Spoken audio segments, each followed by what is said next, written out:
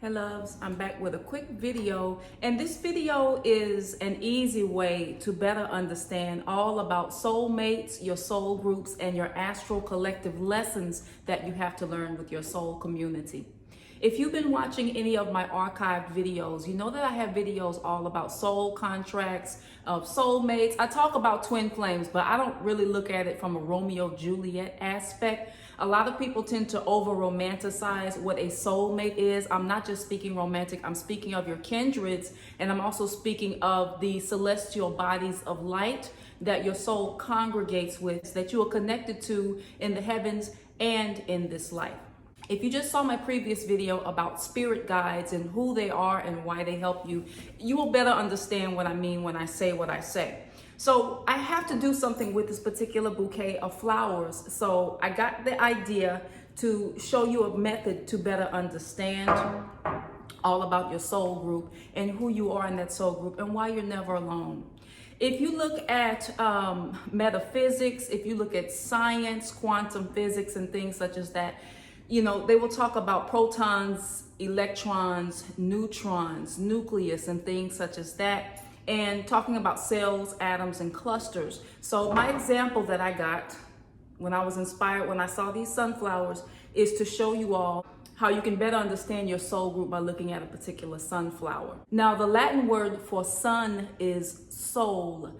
S-O-L, the same word we use to describe our spiritual essence here on earth, S-O-U-L. So when you have your soul and your souls that you are connected to by light and spirit, you will understand that your particular soul on its own is like a petal on a sunflower. And your community that you share with your astral mates, both born and unborn, or like this particular, the center of the flower. So imagine that this petal is you, this petal is one of your soulmates, another soulmate, and somewhere on there that twin flame energy. Remember, we're not talking romantic right now. So with this being said, you may not have this many petals in your soul group. It may be 3 or 4 of you all, 7, or it may be just as many as the petal on this flower or more, but this will give you an idea of what I mean. And all are connected. And with this being said, with you all being connected to the same nucleus, you will often have the same soul habits to overcome, bad habits, good habits, soul obstacles to overcome. You may do certain role plays when you incarnate in this lifetime in order for the group to learn its own collective lessons. Like I said in the spirit guide video this week, imagine that you and your soul group are in a boat or a canoe, and everyone has to have an oar or a paddle.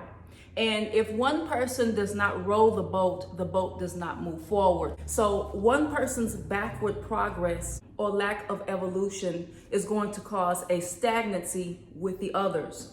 Now, within this soul group, some may be more elevated than the others at different levels, but you all still may be mastering those same particular lessons with one another and help each other out. Imagine being a student at school and one of your classmates may better understand the lesson than you, so they can help you with your homework and your notes to better tutor you. With that being said, let's move forward. There are bunches of sunflowers within this particular bouquet. So this is where karmics come in. You see how close these two flowers are to one another and how adjacent these other flowers are? So you have another clan of soul group right next to yours, a neighboring clan. And since you all are so close, touching one another, you often cross paths with this particular soul clan in your lifetimes as well. And that's where you get the idea of karmics. Your karmic can be maybe your older brother, older sister, your older brother, older sister's best friend, an auntie, a cousin, anyone like that, an ex, someone that you're even married to. They may not necessarily be in your direct soul group, but they may be in this particular neighboring clan. A lot of people tend to think of karmics, which are past life connections that you meet in this life. They tend to think of it as a negative, abusive, codependent thing. And all karmic relationships are not negative. You can have a mentor that helps you graduate high school and get a scholarship, and they are the ones who make a pivotal difference in your life. You can have a karmic who ends up being like, say for instance, if you're in the music industry and this record executive tends to open a door for you and your band so that you all can progress forward. So karmics are not always a negative thing. Sometimes you can get more done with a karmic and even marrying a karmic than being with your own soulmate, because they may have attributes that tend to benefit you more and where you can benefit them mutually, which means they can be stronger where you're weak, and then you can be stronger where they're weak. So it ends up being an interdependent type of soul lesson relationship.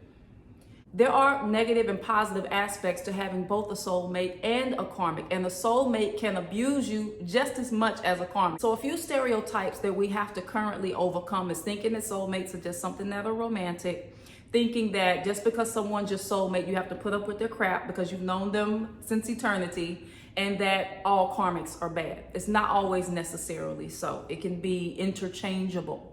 Now, we have other neighboring soul clans. This may be your mother's soul group or your father's soul group or so forth and so on. And so with that being said, imagine living in a soul community. So now you have a soul family because they're all bound by this one vase and this little string. I don't know if you can see the string that is keeping the bouquet together. So now you have a bouquet of souls in a soul community. So since I've been working with the spirit of rejection this week in my lessons that I've been uploading on this channel, imagine once again the so-called Black community in America, and imagine the big soul lesson for everybody is overcoming either an identity crisis and learning how to unify and get the idea of family restored again, because a lot of that was taken during slavery and during different socialization processes that caused a downfall. So let's look back at your own individual soul group so that I can show you how we are all one with this whole soul bunch, and how one person's challenge or corruption can become a challenge for other neighboring soul clans in your bunch. So say for instance, you have this fresh bouquet of flowers and one of these petals is starting to go bad. It's starting to rot and go brown. So let's think of that as one person in your soul group is having a problem with a major addiction. Maybe they have a problem with theft. Maybe they have a problem with assaulting people or doing things that are very dishonorable to people. You know how the old people say one bad apple spoils the bunch. So everybody in your group may not be corrupted or rowdy like that, but that one brown petal can start to rot the whole other group of petals. Or if they don't corrupt the other group of petals, what the one corrupted petal does ends up affecting the other petals in a negative way. So once you start to have one corrupted petal, one corrupted person in your particular soul group, it ends up affecting the neighboring group. And in this neighboring group, then you end up having a whole soul community that is affected, corrupted, and devolved. And if all of them are not corrupted, then they still end up suffering because of the other petals that have been corrupted. So the idea of me, myself, and I tends to be counterproductive because we are all one with these particular things. Though we are individualized petals within the same soul nucleus, what happens to one can affect the others and cause a downward spiral if everyone just thinks of me, myself, and I. You can also attribute this to communities. There is an African proverb that says, the ruin of a nation begins in the home of its people. So if you have a family that lives next door to you and someone in that family is being hurt or abused or corrupted in some type of way and they're getting into crime, that negative symptom can then be passed on to someone else in this particular soul group, to where they start to corrupt their sibling and put negative ideas in their sibling's mind. So now you have two corrupted petals. And then they go to school and they pass on the bad habits to their best friends and their friends' friends. And then it becomes a trend of negativity, which ends up affecting the whole clan. So with this being said, I hope that you understand this quick analysis based on sunflowers and how one's evolution or lack of evolution can affect the whole bunch. We are one and we are interdependent, even as individualized petals. All right, peace and bliss.